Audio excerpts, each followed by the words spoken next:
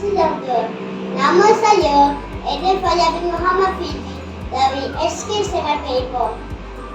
Hari ini saya berdiri di sini bukan sekadar sebagai pembaca bestari, tetapi sebagai seorang murid yang ingin berkongsi kisah perjalanan saya dalam dunia ilmu, sosial dan kepimpinan.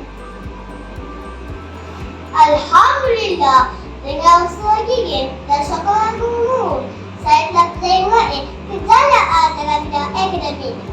Namun, kejayaan bukan sahaja diberi darjah.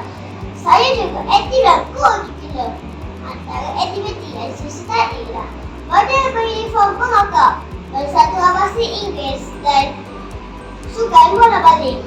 Selain itu, saya juga aktif sebagai pemain bola sepak yang hebat.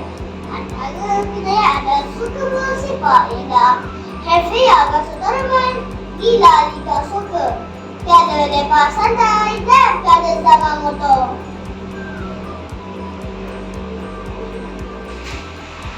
Saya juga pernah berkhidmat sebagai ketua kelas. Kini, saya dilantik sebagai pengawas pusat sumber sekolah dan ketua sekolah. Tugas ini mengajar saya erti disiplin, kerjasama dan menjadi contoh kepada kawan-kawan. Saya juga pernah dapat anugerah dalam pertandingan hafazan.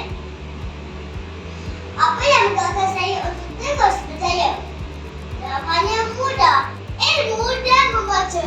Buku adalah sahabat setiap saya. Melalui pembacaan, saya belajar untuk berfikir, berani berpendapat dan menjadi lebih mantap. Akhir kata,